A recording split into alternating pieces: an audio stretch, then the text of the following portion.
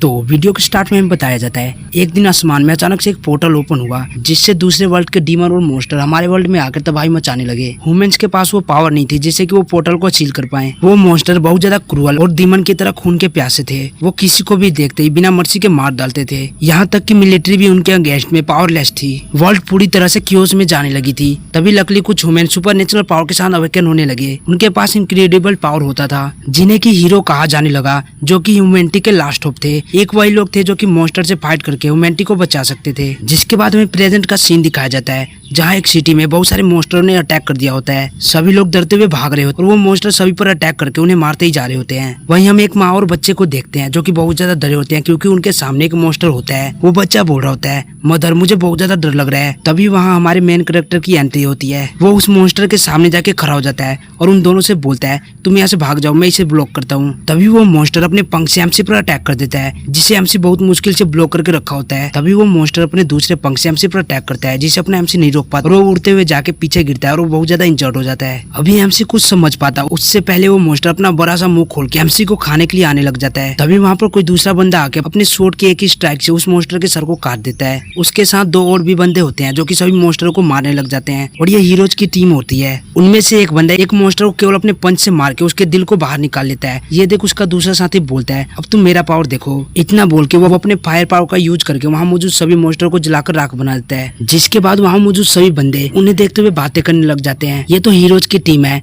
हम बच चुके हैं, यहाँ पर सभी मॉन्स्टर मारे जा चुके हैं। इसी के साथ वो सभी लोग उनके नाम के नारे लगाने लग जाते हैं। वहीं वो बच्चा अपनी मोम से बोल रहा होता है कैप्टन आर्ट बहुत ज्यादा औसम है, मैं भी बड़ा होकर उनके जैसा बनना चाहता हूँ। उसकी मदर उन तीनों को धन्यवाद बोल रही होती है। जिसके बाद हमें इन तीनों के बारे में बताया जाता है। पहले वाले का नाम है हान सायू, ये हीरोज का लीडर है। इसके पास टॉप टायर की लाइटनिंग पावर है, ये ह्यूमैनिटी का ब्राइटेस्ट होप है। वहीं दूसरे वाले का नाम लू वेलियन है, ये हीरोज का वाइस कैप्टन है। इसके पास इमेंस स्ट्रेंथ की पावर है और ये सायू का सबसे ट्रस्टेड अलाय है। और फिर हमें तीसरे वाले के बारे में बताया जाता है, इसका नाम ली चियम है और इसके पास फायर की पावर है। साथ ही इसका टेम्पर हमेशा हाई रहता है। वहीं पीछे से अपने एमसीए सब देखते हुए अपने मन में सोच रहा होता है क्या कभी मुझे इनके जितना पावर मिलेगा। नेक्स्ट सीन में हम देखते हैं इस हादसे में जितने भी लोग मरे होते हैं उनको एक जगह पर इकट्ठा कर दिया होता है और वहाँ पर एम्बुलेंस भी आ चुकी होती है जो कि घायल लोगों का इलाज कर रही होती है। जिसके बाद हम एक डॉक्टर लड़की को देखते हैं, इसका नाम बाई कियान है। ये अपने एमसी से बोलती है विंग मॉन्स्टर की बॉडी बहुत ज्यादा हाईली टॉक्सिक होती है, अगर उनके पास सांस भी लिया जाए तो वो पॉइजन हमारे अंदर चला जाता है। मेरे पास इसका एंटीडोट है जो कि इस पॉइजन के इफेक्ट को कम कर देगा। एमसी बोलता है थैंक यू डॉक्टर बाई। तभी वहाँ पर वो तीनों हीरोज आते हुए एमसी से बोलते हैं क्या तुम सच में अपने लिमिट को नहीं जानते? क्या तुम बिना पावर वाले वीकलिंग होकर भी शो ऑफ करने की कोशिश कर रहे थे? ये सब करके तुम बस अपने आप को बेवकूफ बना रहे हो और कुछ नहीं। ली वेलियन भी बोलता है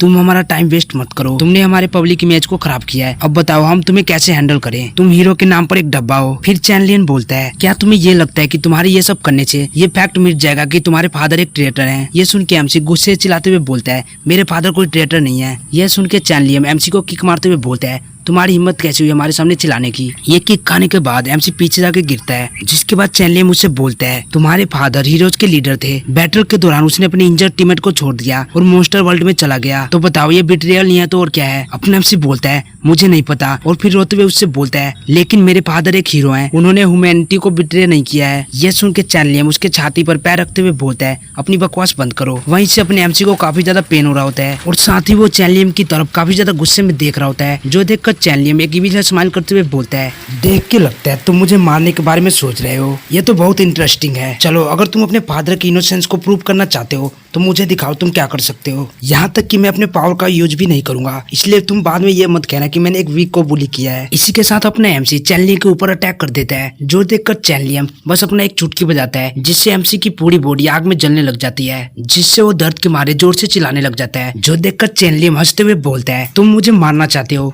ये क्या ही बुलशिट है। ली वेलियन भी बोलता है ये पर्सन तो सच में यूजलेस है। तभी वहाँ डॉक्टर कियान आते हुए बोलती है रुक जाओ। साथ ही वो एमसी को संभालते हुए बोलती है कोई फर्क नहीं पड़ता कि क्या हुआ है, ये हमारे में से ही एक है, क्राइम इसके फादर ने किया है, इसमें इसकी कोई भी गलती नहीं है, इसलिए गाइस तुम्हें यहीं पर रुक जाना चाहिए। चैनलियन बोलता है कियान कियान तुम बहुत ज्यादा काइंड हो, एक केवल तुम ही हो जो कि अभी भी इसके ऊपर भरोसा करती हो। ली वेलियन भी बोलता है ये बंदा पूरी तरह से झूठ से भरा हुआ है, ये तुम्हें कभी भी धोखा दे सकता है। तभी एमसी के दिल में बहुत ज्यादा पेन होने लग जाता है, जिससे वो अपने चेस्ट को पकड़ के अपने मन में बोलता है आखिरकार चल क्या रहा है, मेरे दिल में बहुत ज्यादा दर्द हो रहा है। साथ ही उसके पूरे बॉडी पर एक मार्क सा बनने लग जाता है, जो देख कर कियान कियान बोलती है ओह नो, ये तो विंग मॉन्स्टर का पॉइजन है, मैंने जो तुम्हें पहले एंटीडोट दिया था क्या तुमने उसे नहीं पिया। वहीं हमें पता चलता है जब एमसी को चैन लियो ने मारा था तो वो बोतल फूट गई थी। तभी कियान कियान अपने पास एक और एंटीडोट की बोतल निकालते हुए बोलती है लकली मेरे पास एक और लास्ट एंटीडोट बचा हुआ था। तभी वहाँ हान सायू आते हुए बोलता है रुक जाओ, इतने वैल्यूएबल एंटीडोट को जैसे यूजलेस पर्सन पर यूज करना क्या ये सच में जरूरी है। इसी के साथ वो कियान कियान से एंटीडोट लेते हुए बोलता है वहाँ पर एक बच्चे की हालत बहुत ज्यादा खराब है, तुम जाकर उसको चेक करो, इसे मुझ पर छोड़ दो। कियान कियान बोलती है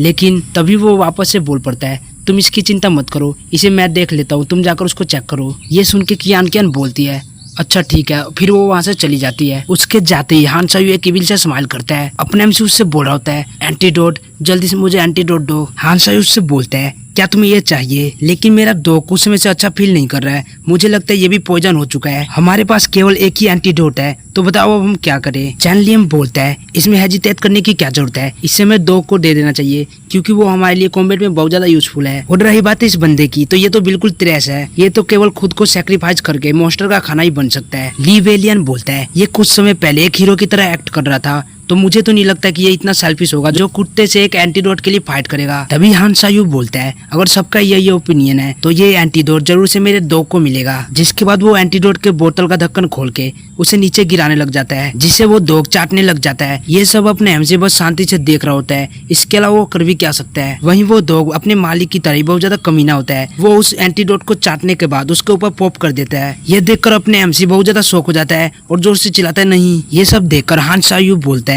देख के लगता है मेरा दोग पॉइजन नहीं था, बस इसका पेट खराब हुआ था। इसी के साथ अपने एमसी बोलता है क्यों, मैंने आज तक तुम में से किसी को भी ऑफेंड नहीं किया है, तो तुम मुझे इस तरह से ट्रीट क्यों करते हो। हान सायू बोलता है क्योंकि तुम बहुत ज्यादा अनोइंग हो। साथ ही वो उसके कंधे पर पैर रखते हुए बोलता है एक ट्रेडर का बेटा नाली के कीड़े जैसा रहना चाहिए, लेकिन तुम हो कि हीरोज को ज्वाइन करना चाहते हो, क्या तुम्हें अपनी जगह पता नहीं है। एक्चुअली तुम तो जिंदा रहना डिजर्व भी नहीं करते, तुम बिल्कुल इस कुत्ते की पॉप की तरह बदबूदार और डिस्कस्टिंग हो। साथ ही वो उसे किक मार के नीचे गिरा देता है। इसी के साथ वो वहाँ से जाते हुए बोल रहे होते हैं एक कचरे में ही रहना डिजर्व करता है। चलो छोड़ो, लेकिन अगर तुम्हारा नाम कैजुअलिटी लिस्ट में नहीं आया तो तुम्हारा एंड भी तुम्हारे पैथेटिक फादर जैसा ही होगा। इसी के साथ वो अपने दोनों साथियों से बोलता है इस पूरे एरिया को सील कर दो और इधर किसी को भी आने मत देना, और अगर कोई पूछे तो कह देना कि इधर अभी भी मॉन्स्टर मौजूद है। चैन लियम बोलता है मैं समझ गया। इसी के साथ वो तीनों आपस में बात करते हुए जाने लग जाते हैं। फाइनली डिजास्टर चला गया। इसी बात पर आज रात को पार्टी करना तो बनता है, और वहीं अपने एमसी ये सब देख रहा होता है और फिर बोलता है तुम बास्टर्ड, और साथ ही खड़ा होकर चलने की कोशिश करता है,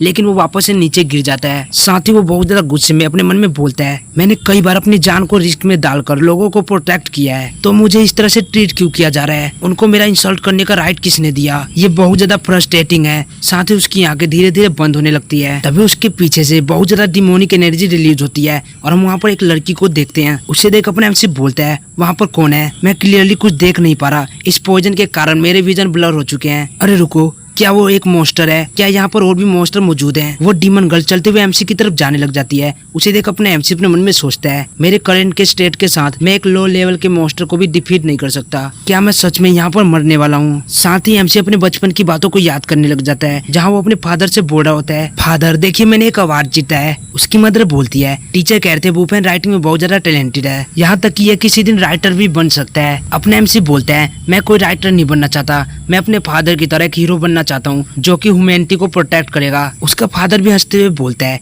ये हुई ना मेरे बेटे वाली बात, तुम्हारे अंदर भी मेरी स्पिरिट है। नेक्स्ट सीन में हम देखते हैं दो बंदे एमसी की मदर को बोल रहे होते हैं ली मियान ने हीरोज को बिट्रे कर दिया है, वो एक ह्यूमैनिटी का ट्रेटर है, उसके सभी एसेट को कॉम्पेंसेट के तौर पर लिया जा रहा है, इसलिए आज तुम इस जगह को छोड़कर यहाँ से चले जाना। ये सुन के अपने एमसी रोते हुए बोल रहा होता है नहीं ऐसा नहीं हो सकता, ये पूरी तरह से झूठ है, मेरे फादर कभी बिट्रे नहीं कर सकते। जिसके नेक्स्ट सीन में हम देखते हैं एमसी की मदर की हालत बहुत ज्यादा खराब हो चुकी होती है। वो अपने एमसी से अपने लास्ट वर्ड कहती है मेरे बेटे तुम अपने फादर पर भरोसा रखना, मेरे लिए तुम सच का पता लगाना, और इतना बोल के वहीं पर दम तोड़ देती है। ये देख अपने एमसी जोर जोर से रोने लग जाता है। जिसके बाद सीन प्रेजेंट में आता है। अपने एमसी मन में बोल रहा होता है मैंने अपनी मदर से प्रॉमिस किया था मैं अपने फादर का नाम क्लियर करूंगा। अगर आज मैं यहाँ पर मर गया तो मैं उन्हें कैसे फेस करूंगा, मैं खुद को उनका बेटा कैसे कह पाऊंगा। इसलिए मैं यहाँ पर गिव अप नहीं करूंगा, मुझे जिंदा रहना है। इतना बोल के वो अपने साइड से एक लोहे के पाइप को उठा लेता है। एमसी की इस हिम्मत को देखकर डीमन गर्ल भी हैरान हो जाती है। दूसरी ओर अपने एमसी खड़ा होने की कोशिश कर रहा होता है और साथ ही बोल रहा होता है मैं सायु और तुम्हारे जैसे मॉन्स्टर से नहीं डरता, चलो आ जाओ, आज मैं दिखाऊंगा मैं क्या कर सकता हूँ।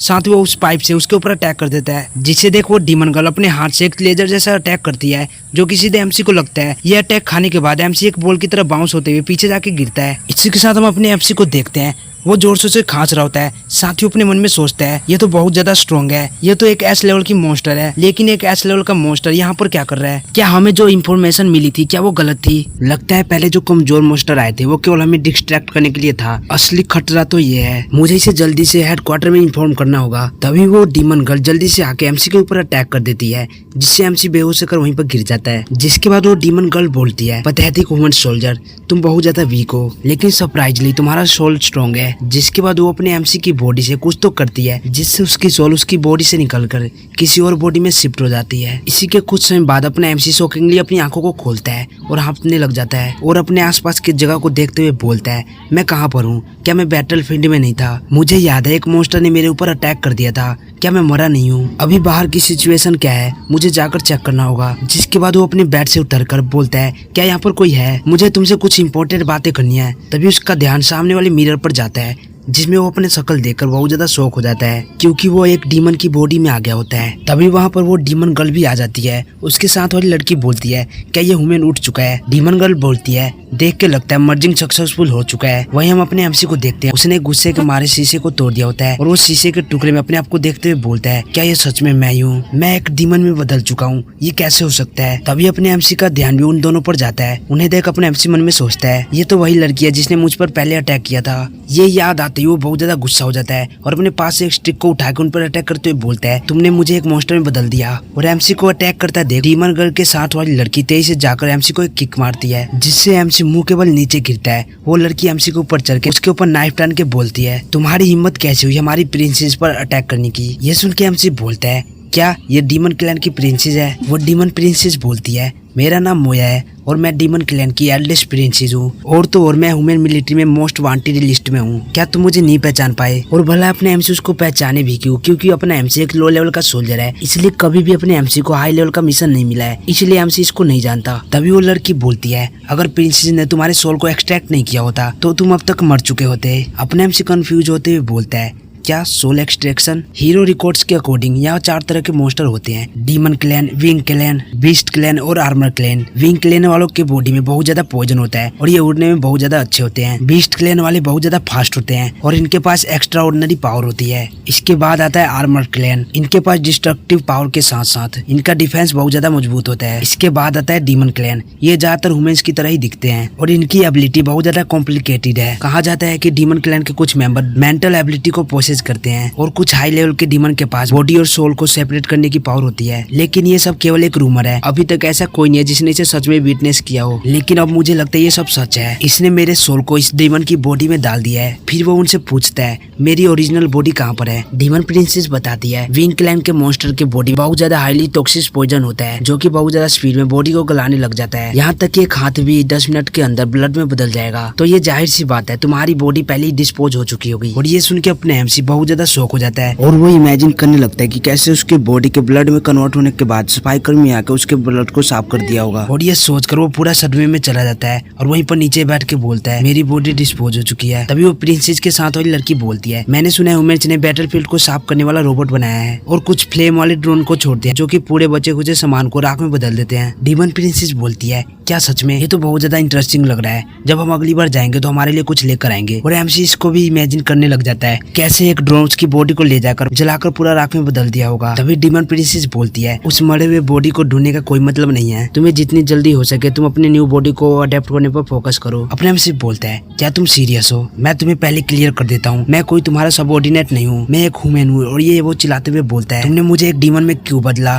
तुम्हारा पर्पज क्या है? क्या तुम मेरे द्वारा हीरोज की इंफॉर्मेशन लेना चाहती हो? इस पर वो डीमन प्रिंसेस कुछ नहीं बोलती। तभी अपने एमसी फिर से बोलता है लेकिन मैं तुम्हें बता दूं तुमने गलत पर्सन को चुना है, मैं मॉन्स्टर के हाथों यूज कमजोर होने के बजाय मरना पसंद करूंगा। इतना बोल के वो उन पर अटैक करने के लिए जाने लग जाता है। ये देख प्रिंसेस के साथ वाली लड़की बोलती है, क्या तुम अभी भी फाइट करना चाहते हो? साथ ही वो जोर से एमसी के पेट पर किक मारती है और बोल रही होती है, तुम बहुत ज्यादा वीक हो। पीटते हुए बोलती है, तुम बहुत ज्यादा कमजोर हो, तुम बहुत ज्यादा पठेतिक हो, तुम्हारे पास कोई भी टैलेंट नहीं है, फिर भी तुम इतनी बड़ी बड़ी बातें कर रहे हो। तुम्हारी हिम्मत कैसे हुई अपने मुंह को खोलने की? तुम्हारे जैसा एक कमजोर ह्यूमन डीमन बनने के लायक नहीं है। इससे इस बॉडी का इंसल्ट हो रहा है। ये सब सुन के एमसी बहुत ज्यादा गुस्सा हो जाता है और बोलता है, तुम होती है कौन हो मुझे कमजोर बोलने वाली? साथ ही वो अपने हाथ में पावर गैदर करके जोर से अपना पंच उस लड़की को मारता है, जिससे वो लड़की उड़ते हुए जाकर पीछे दीवार से टकराती है। ये देखकर वो लड़की और डीमन प्रिंसेस दोनों के दोनों शॉक हो जाते हैं। यहाँ तक कि अपने एमसी भी शॉक हो चुका होता है और अपने हाथ में वो पावर को देखकर बोलता है, आखिर ये है क्या? वहीं वो लड़की ये देखकर शौक होते हुए अपने मन में बोलती है, ये तो डिमोनिक पावर है। दूसरी ओर डीमन प्रिंसेस सोच रही होती है, डीमन क्लैन की पावर पूरी तरह से इसकी सोल के साथ मर्ज हो चुका है। आखिरकार एक लोली ह्यूमन ऐसा कैसे कर सकता है? इसी के साथ हम अपने एमसी को देखते हैं, वो अपने पावर को देखते हुए बोल रहा होता है, एक अजीब सी पावर मेरे पूरे बॉडी में डोल रही है, मैंने इससे पहले ऐसा कभी भी फील नहीं किया है। आखिरकार ये किस तरह की पावर है? तभी डीमन प्रिंसेस को कुछ सेंस होता है और तेजी से एमसी के पास जाके उसे पकड़ के बिस्तर पर फेंक देती है और साथ ही एमसी के ऊपर बैठ के ब्लश करने लग जाती है। तभी वो एमसी का गला पकड़ लेती है। अपने एमसी उठने की कोशिश कर रहा होता है और बोल रहा होता है, आखिरकार अभी हुआ क्या? मैं उठ क्यों नहीं पा रहा? मैं बिल्कुल भी मूव नहीं कर पा रहा।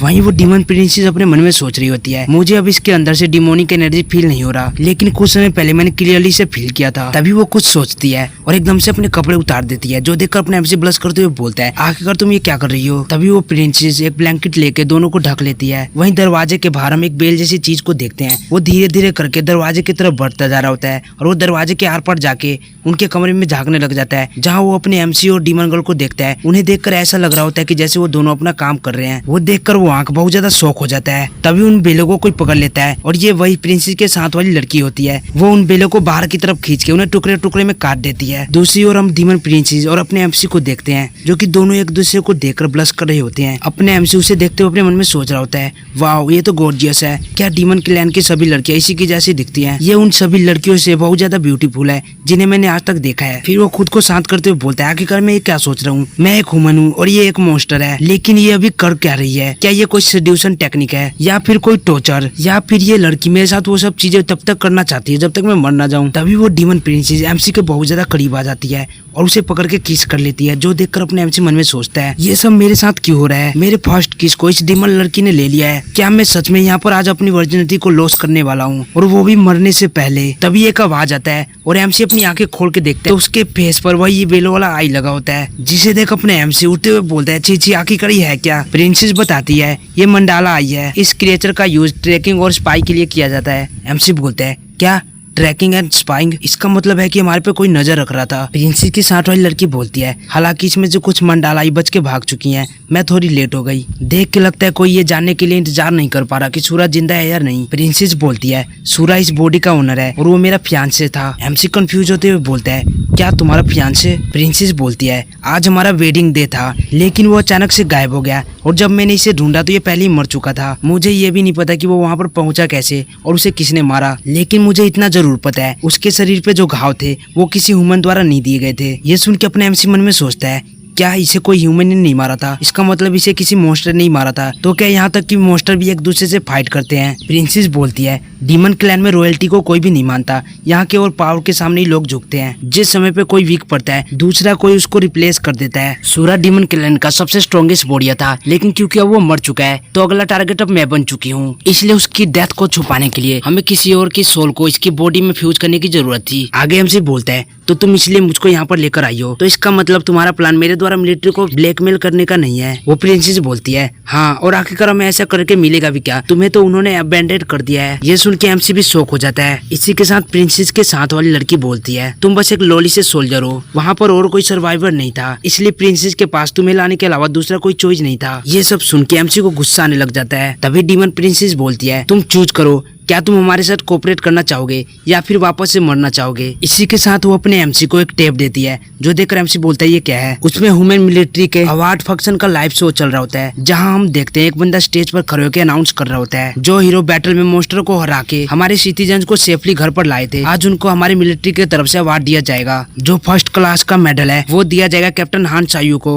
उन्होंने अपने लीडरशिप और कॉम्बैट में बैटल ग्राउंड में काफी ज्यादा मॉन्स्टरों को मारा और लोगों को प्रोटेक्ट किया। इसी के साथ हान चायू चलते चलते हुए स्टेज पर आ जाता है, जिसके बाद वो जनरल हान सायू को एक बैच देता है और फिर वो दोनों एक दूसरे को सैल्यूट करते हैं। ये देखकर वहाँ मौजूद सभी लोग बहुत ज्यादा खुश होते हैं और बोल रहे होते हैं कैप्टन हार्ट तो अमेजिंग है। तभी स्टेज पर वो माँ और बच्चा अपने हाथ में गुलदस्ता लेकर आते हैं और वो बच्चा हान सायू को गुलदस्ता देते हुए बोलता है, सर आपका थैंक यू मेरी मदर और मुझे बचाने के लिए। क्या आप मुझे फाइट करना सिखा सकते हैं? मैं भी आपके साथ मॉन्स्टर से फाइट करना चाहता हूँ। मैं भी आपकी तरह एक हीरो बनना चाहता हूँ। नीचे से चैन लिए मुझसे बोलता है, बच्चे तुम अभी बहुत ज्यादा छोटे हो, मॉन्स्टर तुम्हें एक ही बार में खा जाएगा। ली वेलियन भी बोलता है, जब तुम एडल्ट हो जाओगे तब तुम मॉन्स्टर से फाइट करना। वो बच्चा बोल रहा होता है, मैं कोई छोटा नहीं हूँ, मैं सुपर स्ट्रॉन्ग हूँ। ये सुनकर वहाँ मौजूद सभी लोग हंसने लग जाते हैं। दूसरी ओर हान सायू उस बच्चे को गोद में उठा के बोलता है, हीरोज पर भरोसा करने के लिए हम आप सभी को अप्रिशिएट करते हैं। मॉन्स्टरों को मारना और लोगों को प्रोटेक्ट करना ये हमारी ड्यूटी है। हम इस ड्यूटी को अपना प्राइड समझते हैं और हम भी यही चाहते हैं कि और भी यंग लोग हीरोज को ज्वाइन करके फाइट करें। लेकिन अगर तुम हमें ज्वाइन करते हो तो ये बात पहले से याद रखना कि तुम किसी भी पल मर सकते हो। वार के समय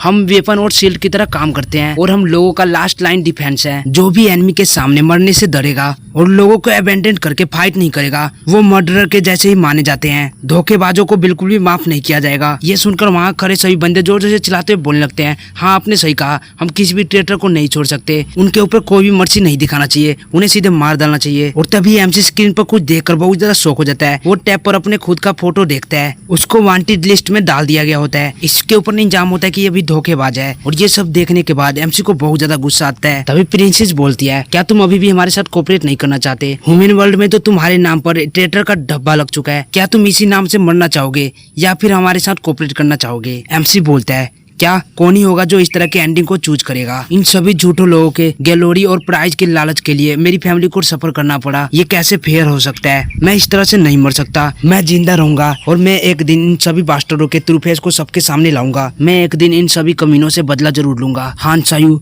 तुमने जो कुछ भी मेरे साथ किया है मैं उसका 10 टाइम ज्यादा तुमसे पे करवाऊंगा। साथ ही वो गुस्से के मारे टेप को नीचे पटक के तोड़ देता है। जिसके बाद वो दोनों चलते हुए एक जगह पर आ जाते हैं जहाँ पर एक बड़ा सा ड्रैगन सोया होता है। उसे देख अपने एमसी बोलता है, क्या डीमन क्लैन के लोग इसके ऊपर राइड करते हैं? अपने एमसी जैसे उसकी तरफ हाथ बढ़ाता है, वो ड्रैगन अपनी आंखें खोल के उसकी ओर देखता है और जोर से एक डहार मारता है, जिससे अपने एमसी डर के पीछे हट जाता है और डीमन प्रिंसेस एमसी के सामने आके खड़ी हो जाती है। तभी डीमन प्रिंसेस अपने पास से किसी एनर्जी को निकाल के उसे सूंघाती है, जिससे वो ड्रैगन शांत हो जाता है और फिर एमसी को बताती है, ये सूरा का पेट बीस्ट है जिसके ऊपर वो राइड करता था। भले ही तुम्हारी बॉडी सूरा की है लेकिन तुम्हारे अंदर जो सोल है वो एक ह्यूमन की है और इस ड्रैगन ने इस चीज को सेंस कर लिया है, इसलिए ये इतना स्ट्रांगली एक्ट कर रहा है। साथ ही वो उसे एक अंगूठी देते हुए बोलती है, अगर तुम इस अंगूठी को पहन लेते हो तो ये तुम्हारे ह्यूमन सेंट को कवर कर देगा। साथ ही प्रिंसेस की वो गार्ड बहुत सारे एमसी को किताबें देते हुए बोलती है, ये सभी सूरा से रिलेटेड डाटा है, इसे तुम्हें डीमन पैलेस में पहुंचने से पहले मेमोराइज करना है। वो जितना भी कागज होता है वो सभी उसको दे देती है। ये देखकर अपने एमसी चिल्लाते हुए बोलता है,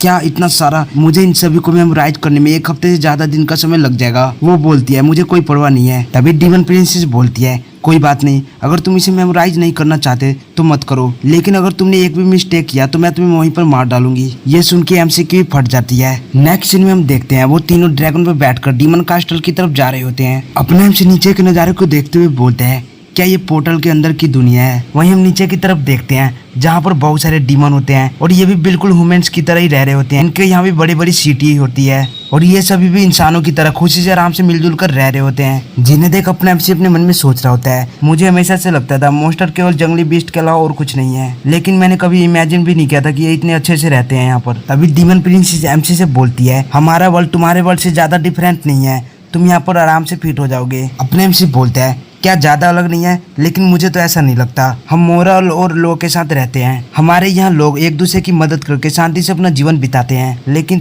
तुम लोग केवल मारना और लूटना जानते हो। तुम्हारे पास जितना भी सामान है उनमें से ज्यादातर ह्यूमन वर्ल्ड से लूटा गया है। क्या मैं सही नहीं हूँ? प्रिंसेस की गार्ड बोलती है, ये हमारा राइटफुल स्पॉइल है, जो वार में जीतेगा वो जो चाहे वो ले सकता है। तुम ह्यूमन हमसे हार जाते हो क्योंकि तुम लोग वीक हो। अगर तुम्हारे अंदर पावर है तो तुम हमसे जीत कर इनको वापस ले जा सकते हो। अपने से बोलता है, ये तो बस एक बहाना है। ये सब सुन के डीमन प्रिंसेस भी कुछ नहीं बोल पाती। तभी वो कुछ सामने देखकर हैरान हो जाती है। वहीं सामने बहुत सारे बग मॉन्स्टर होते हैं जो कि इनके तरफ अटैक करने के लिए भर रहे होते हैं। जिन्हें देख अपने एमसी बहुत ज्यादा डर जाता है, पर डीमन प्रिंसेस बस अपने एक ही अटैक से उन सभी को खत्म कर देती है। अपने एमसी बोलता है, आखिरकार ये किस तरह के बग हैं और ये इतने सारे यहाँ पर क्या कर रहे हैं? डीमन प्रिंसेस बताती है, ये हॉर्स फ्लाई हैं, ये अभ्यास के अंदर पैदा होते हैं। अगर इन्होंने तुम्हें एक बार बाइट कर दिया तो इसका दर्द 4 दिनों तक रहता है। इसी के साथ वो ड्रैगन से बोलती है, थोड़ा नीचे की तरफ चलो। जिसके बाद वो ड्रैगन भी रोर मार के थोड़ा नीचे आ जाता है और वो जैसे थोड़ा नीचे आते हैं एमसी को बहुत गंदी स्मेल आने लगती है। डीमन प्रिंसेस बोलती है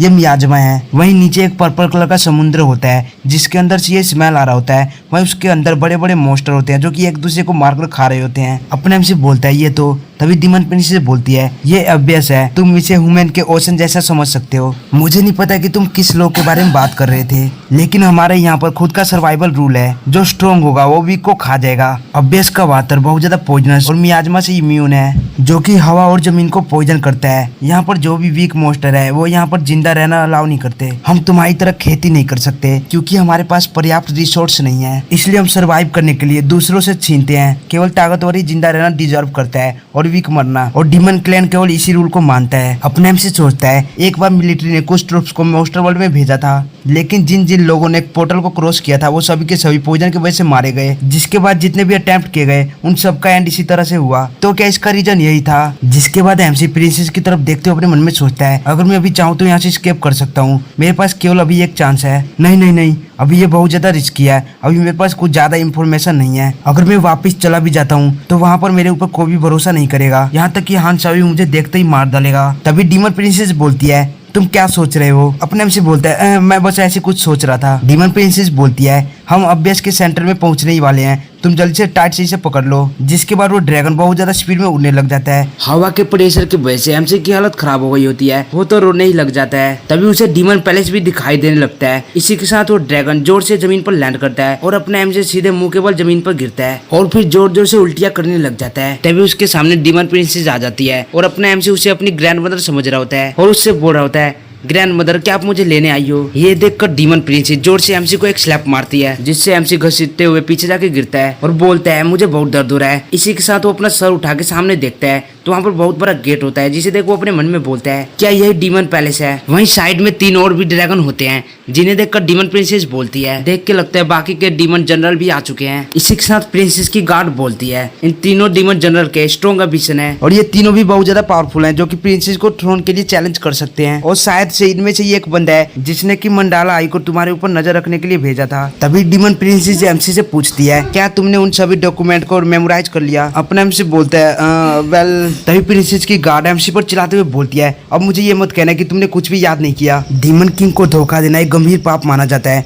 अगर तुमने एक भी गलती की तो मैं प्रिंसेस को प्रोटेक्ट करने से पहले तुम्हें मार दूंगी। अपने एमसी बोलता है हम अभी एक दूसरे के हलाए हैं, अगर तुम्हें मेरे ऊपर भरोसा नहीं है तो तुम मुझे अभी ही मार दो। वो गार्ड भी बोलती है अच्छा ऐसा ही तो ठीक है। तभी प्रिंसेस बोलती है ओह कैसा है? इसी के साथ वो अपने एमसी से बहुत प्यार से बोलती है एनीवे तुम केयरफुल रहना। और ये सुन के एमसी बहुत ज्यादा ब्लश करने लग जाता है। जिसके बाद अपने एमसी उन दोनों से बोलता है गाइस शायद तुम्हें पता नहीं होगा, लेकिन पूरे आर्मी में मुझे सबसे स्ट्रॉन्गेस्ट ब्रेन वाला कहा जाता था, क्योंकि मेरे पास कोई स्पेशल एबिलिटी नहीं थी। इसलिए मेरा रोल एनिमी को एनालाइज करना और जितनी जल्दी हो सके उसके वीकनेस को ढूंढने का होता था, जिसके कारण मैं मॉन्स्टर के बारे में सभी तरह के शो और वीडियो देखा करता था। यहाँ तक कि हकते समय, खाते समय, पीते समय सब टाइम मॉन्स्टरों के बारे में जानकारी इकट्ठा करता रहता था। और अब तो मेरे लिए ये सब बच्चों का खेल हो चुका है। मैंने ऑलरेडी डीमन क्लैन के सभी इन्फॉर्मेशन को मेमोराइज कर लिया है, इसलिए तुम मुझ पर भरोसा कर सकते हो। जिसके बाद एमसी जैसे दरवाजे को खोलता है वहाँ पर बहुत सारे डीमन होते हैं जो कि अपने एमसी को घूरने लगते हैं, जिसको देखकर अपने एमसी भी घबराने लग जाता है। तभी पीछे से प्रिंसेस उससे कहती है चलो चले। इसके बाद वो तीनों अंदर की ओर जाने लग जाते हैं। उन्हें देख वहाँ पर खड़े बंदे बोल रहे होते हैं तो क्या यही गॉड ऑफ डेथ सूरा है? भले ये देखने में नॉर्मल लग रहा हो लेकिन ये बहुत ज्यादा डेंजरस है। एक बंदा बोल रहा होता है अगर मैं इसे हरा देता हूँ तो प्रिंसेस मेरी हो जाएगी। तभी एक बंदा तेजी से एमसी की तरफ अटैक करने के लिए आने लग जाता है, जिसे देख प्रिंसेस की गार्ड उसे रोकने की कोशिश करती है, लेकिन वो बंदा बहुत इजीली उसे मार के दूर कर देता है और वापस से एमसी पर अटैक करने के लिए जाने लग जाता है। जो देखकर प्रिंसेस अपने चाबुक को निकाल के उसके ऊपर अटैक करती है, जिसे वो इजीली डॉज कर लेता है। लेकिन प्रिंसेस वापस से 2-3 बार अटैक करती है, जिससे उसे रोकने में थोड़ा मुश्किल होता है और वो पीछे की तरफ हट जाता है। प्रिंसेस बोलती है मारन तुम क्या करने की कोशिश कर रहे हो? मारन बोलता है क्या तुमने किसी को यहाँ पर लाने में देर नहीं कर दिया है, जिस कारण बैठे बैठे मेरे पीठ में दर्द हो गया था, इसलिए मैं इसको स्ट्रेचिंग कर रहा था। वहीं एक और डीमन गर्ल होती है जो कि बोल रही होती है मैं समझ सकती हूँ कि तुम्हारी नई नई शादी हुई है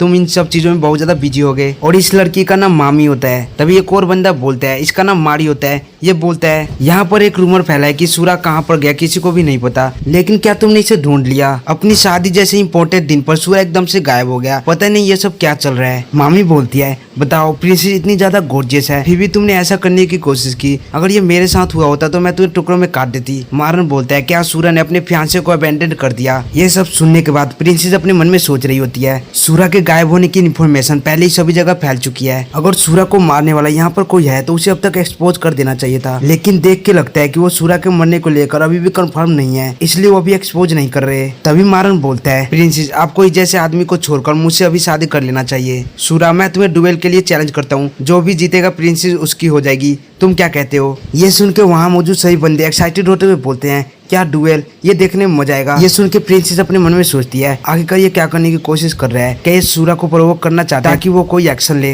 तभी पीछे से प्रिंसेस की गार्ड बोलती है प्रिंसेस देख के लगता है वो अच्छा फील नहीं कर रहा और वो अपनी एमसी की बात कर रही होती है क्योंकि अपना एमसी बहुत ज्यादा कांप रहा होता है। अपना एमसी अपने मन में बोल रहा होता है मेरा दिल इतनी जोरों से क्यों धड़क रहा है और मेरी पूरी बॉडी कांप रही है, क्या यही डर है? मैंने कई बार लाइफ और डेथ की बैटल की है लेकिन मुझे इतना डर कभी भी नहीं लगा, तो फिर मैं अभी क्यों डर रहा हूँ? मुझे ऐसा फील हो रहा है जैसे कि मैं वुल्फ के झुंड में एक मेमना बन चुका हूँ जिसका कभी भी शिकार किया जा सकता है। ये तो मरने से भी ज्यादा टेरिफाइंग है। उसकी ऐसी हालत को देखकर प्रिंसेस अपने मन में सोचती है मैं देख सकती हूँ कोई इसके ऊपर अपने इल्यूजन का यूज कर रहा है। अगर ये रियल सूरा होता तो इतने कम मात्रा में मैजिकल एनर्जी उसका कुछ भी बिगाड़ नहीं पाती, लेकिन इसकी सोल एक ह्यूमन की है। इस केस में वो जरूर इससे कर्ज हो चुका होगा, लेकिन अभी मैं कोई मूव चलती हूँ तो ये रिवील हो जाएगा ये फेक सूरा है। अब मैं क्या करूँ? दूसरी ओर अपनी एमसी की हालत बहुत ज्यादा खराब होती है। वो अपने मन में बोल रहा होता है मैं सांस नहीं ले पा रहा, मुझे ऐसा लग रहा है कि मेरे दिल को कोई दबा रहा है, मुझे ऐसा फील हो रहा है कि मेरा दिल कभी भी एक्सप्लोड हो सकता है। तभी मारेन उसके सामने आके बोलता है तुम कुछ बोल क्यों नहीं रहे?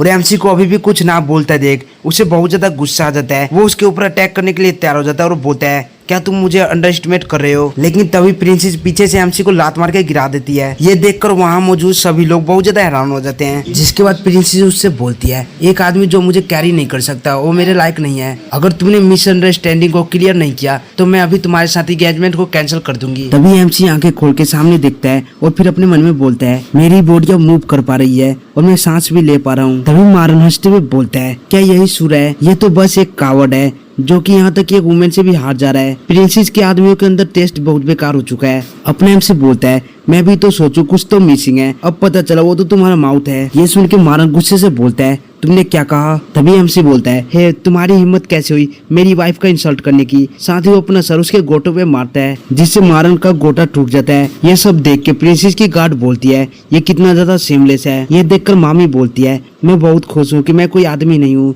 लेकिन मैं इसके दर्द को समझ सकती हूँ। मारी बोलता है गोड ऑफ सूरा तो सच में टेरिफाइंग है। वहीं मारन अपने गोटों को पकड़ के नीचे गिर जाता है और अपने दर्द को सह रहा होता है। ये सब देखकर वहाँ मौजूद बंदे बातें करने लग जाते हैं ये तो कितना इम्प्रेसिव है, उसने बस अपने एक ही स्ट्राइक से एक डीमन जनरल को हरा दिया। मैं बहुत खुश हूँ कि मैंने उसे फाइट नहीं ली। मारन बहुत ज्यादा गुस्से में बोलता है तुम बास्टर कहीं के, मैं तुम्हें मार डालूंगा। तभी वहाँ पर अनाउंस होता है डीमन किंग आ गए। इसी के साथ उनके ऊपर एक पोर्टल जैसा बनने लग जाता है। ये देखकर माया मारी मामी ये तीनों घुटनों पर बैठ जाते हैं और बोलते हैं डीमन किंग की जय हो। उन्हें देखकर बाकी लोग भी घुटनों पर बैठ के यही बोलते हैं, पर मारन अभी भी वहाँ पर खड़ा होता है, जो देखकर प्रिंसेस उससे बोलती है मारन क्या तुम डीमन किंग की डिसरिस्पेक्ट करने की कोशिश कर रहे हो? ये सुन के वो भी अपने घुटनों पर बैठ जाता है। अपने आप से अपने मन में सोच रहा होता है डीमन किंग को मिलिट्री फाइल में ऐसे लेवल का मोस्टर बताया गया है। तभी उस पोर्टल से एक अजीब सा जानवर निकलता है जिसे देख अपने एमसी बहुत ज्यादा शौक हो जाता है और बोलता है क्या यही डीमन किंग है? तभी उसे एक आवाज सुनाई देती है तुम ज्यादा सरप्राइज मत हो। ये सुन के अपने एमसी बोलता है ये तो प्रिंसेस की आवाज है। देख के लगता है ये आवाज केवल मैं ही सुन पा रहा हूँ। तभी प्रिंसेस फिर से उससे बोलती है तुम मूव मत करो, मैं तुमसे टेलीपैथी की मदद से बात कर रही हूँ। डीमन किंग ओल्ड हो चुका है, इसलिए अगर कोई भी काम होता है तो वो हम फोर्थ डीमन जनरल से बोलता है। उसके रियल फेस को देखना बहुत ज्यादा रेयर है और वो हमेशा इसी तरह के किसी चीज से हमसे कम्युनिकेट करता है। सूरा कभी खुद डीमन किंग से नहीं मिला है, लेकिन अभी के लिए तुम छुपे रहो और साइलेंट रहो। आज मुझे तुमसे कुछ इंपॉर्टेंट डिस्कशन करना है। 4 क्लैन मीटिंग होने वाली है, लेकिन इस बार हम ज्वाइन करने के लिए न्यू रिप्रेजेंटेटिव को सिलेक्ट करेंगे। ये सुन के चारों डीमन जनरल अपने मन ही मन खुश होने लगते हैं। अपने एमसी अपने मन में बोलता है 4 क्लैन मीटिंग,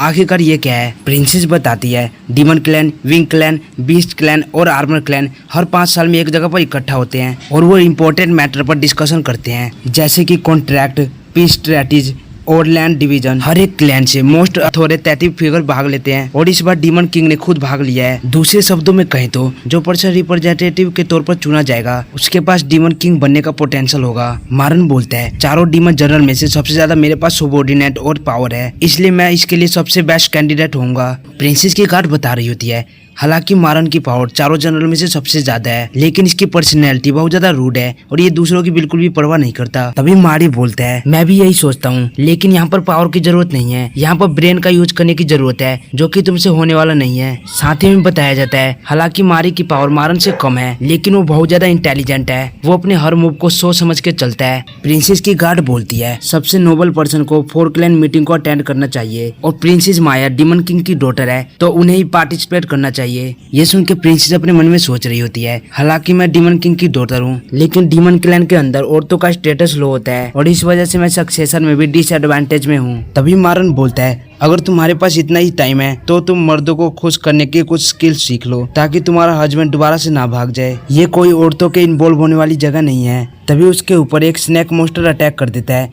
जिसे वो डोज कर लेता है, लेकिन वो मॉन्स्टर वापस से उसके ऊपर अटैक करता है तो वो उसे पंचेज मार के दूर कर देता है और ये मॉन्स्टर मामी का होता है। वो बोल रही होती है अगर तुमने वापस से औरतों को नीची नजरों से देखा तो मैं तुम्हें मार डालूंगी। सभी औरतों में मामी एक ऐसी औरत है जिसको पता है कि अपने औरत होने का फायदा कैसे उठाना है। वो नेचर से बहुत क्रूअल है और उसने अपने ब्यूटी से बहुत सारे लड़कों को अपना दीवाना बना रखा है, जिसकी वजह से उसके बहुत सारे सबऑर्डिनेट हैं। तभी मारन बोलता है मामी क्या तुम मुझसे फाइट करना चाहती हो? मामी उसके गोटों की तरफ इशारा करते हुए बोलती है नो वे, मैं तुमसे कैसे फाइट कर सकती हूँ, तुम पहले से ही इंजर्ड हो, इसलिए अगर तुम खुद को ज्यादा पुश करोगे तो तुम मर्द भी नहीं रहोगे। ये सुन के मारन बहुत ज्यादा गुस्सा हो जाता है। तभी मारी बोलता है इससे कोई फर्क नहीं पड़ता कि तुम लड़का हो या लड़की, डीमन क्लैन में पावर ही सब कुछ है, जो यहाँ पर सबसे ताकतवर है मैं उसी को सपोर्ट करूंगा। ये सुनकर बाकी सब बंदे बात करने लग जाते हैं। इसका मतलब हमारे पास भी एक मौका है, हमने कभी भी डीमन किंग को डीमन जनरल में से किसी को चूज करने के बारे में नहीं सुना है। दूसरा वाला बोलता है ये सही है, जब तक तुम स्ट्रॉन्ग हो तुम डीमन क्लैन के रिप्रेजेंटेटिव बन सकते हो। इसी के साथ वो सभी के सभी मारी के ऊपर अटैक करने लग जाते हैं और मार भी उन्हें मारने लग जाता है। मारी को देखते हुए एमसी अपने मन में सोच रहा होता है इसने कितनी आसानी से मारन को सबका एनिमी बना दिया, जैसा कि मारी से एक्सपेक्ट किया जा सकता था। मारी का दिमाग बहुत ज्यादा तेज चलता है। इसी के साथ हम मारन को देखते हैं जो कि बाकी बंदों से फाइट कर रहा होता है और इस मौके का फायदा उठाते हुए मामी अपने नाइफ को निकाल के उसके ऊपर अटैक करने के लिए जाने लग जाती है, लेकिन तभी उसके बीच में डीमन प्रिंसेस आके उसे ब्लॉक कर लेती है और वो दोनों के दोनों आपस में ही फाइट करने लग जाते हैं। मामी अपने स्नैक से अटैक कर रही होती है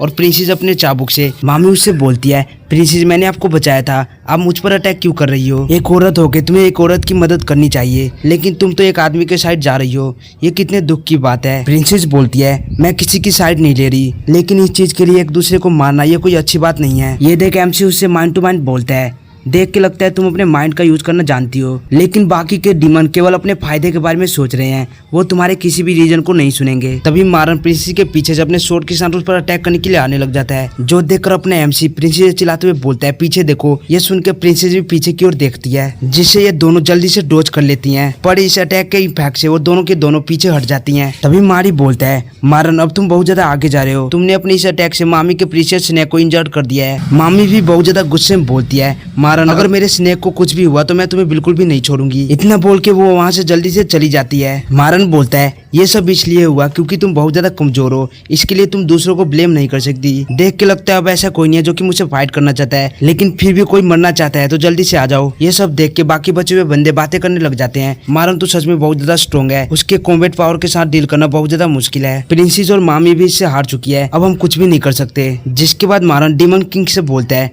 डीमन किंग क्या आपने देखा अब यहाँ पर कोई भी कॉम्पिटिटर नहीं बचा जो मुझसे फाइट करना चाहता है। डीमन किंग बोलता है अगर ऐसा है तो मारन 4 क्लैन कॉन्फ्रेंस को ज्वाइन करेगा। तभी अपने एमसी जोर से चिल्लाते हुए बोलता है रुक जाओ। ये देखकर प्रिंसेस और उसकी गार्ड भी बहुत ज्यादा कंफ्यूज हो जाते हैं। मारी एमसी से बोलता है क्या तुम भी इसमें इंटरेस्टेड हो? साथ ही वो प्रिंसेस के पास जाते हुए बोलता है प्रिंसेस के आदमी के पास ना केवल प्लेफुल इंटेंशन है बल्कि उसके एम्बिशन भी बहुत अच्छे हैं। प्रिंसेस की गार्ड एमसी से बोलती है तुम बेवकूफ कहीं के, तुम क्या सोच रहे हो, तुम मारन को कभी भी नहीं हरा सकते। प्रिंसेस भी एमसी को माइंड टू माइंड बोलती है यहीं पर रुक जाओ, तुम क्या कर रहे हो? अपना एमसी बोलता है सब ठीक है, मुझे पता है कि मैं क्या कर रहा हूँ। मारन भी गुस्से से उससे बोलता है चलो ठीक है, वैसे भी मैंने तुमसे पुराना हिसाब किताब भी चुकता नहीं किया है तो लो इसे संभालो। साथ ही वो अपने स्वॉर्ड से उसके ऊपर अटैक करने के लिए जाने लग जाता है और अपने मन में सोच रहा होता है आज मैं तुमको मार दूंगा और प्रिंसेस को अपना बना लूंगा, पर अपना एमसी उसे रोकते हुए बोलता है मैं तुमसे फाइट नहीं करने वाला। ये सुन के मारन बहुत ज्यादा गुस्से से बोलता है तुम्हारा ये बोलने का क्या मतलब है। जिसके बाद एमसी उसके कान में कुछ बोलता है जो सुन के मारन हैरान हो जाता है। जिसके बाद मारी अपने एमसी की तरफ देखता है और फिर बहुत ज्यादा गुस्सा हो जाता है और फिर डीमन किंग से बोलता है, डीमन किंग मुझे लगता है माया और मामी जो बोल रही थी वो बिल्कुल सही कह रही थी। मैं रिकलेस था, मुझे फाइट के लिए फोर्स नहीं करना चाहिए था। मैं चाहता हूँ कि आप माया को रिप्रेजेंटेटिव बना दें। मुझे बिलीव है माया इसके लिए बिल्कुल ठीक रहेगी। अगर डीमन किंग की डॉटर मेरी जगह को लेती है तो इससे मुझे कोई भी आपत्ति नहीं है। उसकी ये सब बातों को सुनकर वहाँ मौजूद सभी बंदे बहुत ज्यादा हैरान हो जाते हैं। तभी मारी एकदम सीरियस सा लुक बना के बोलता है, मारन क्या तुम्हें पता है कि तुम क्या करने की कोशिश कर रहे हो। मारन बोलता है,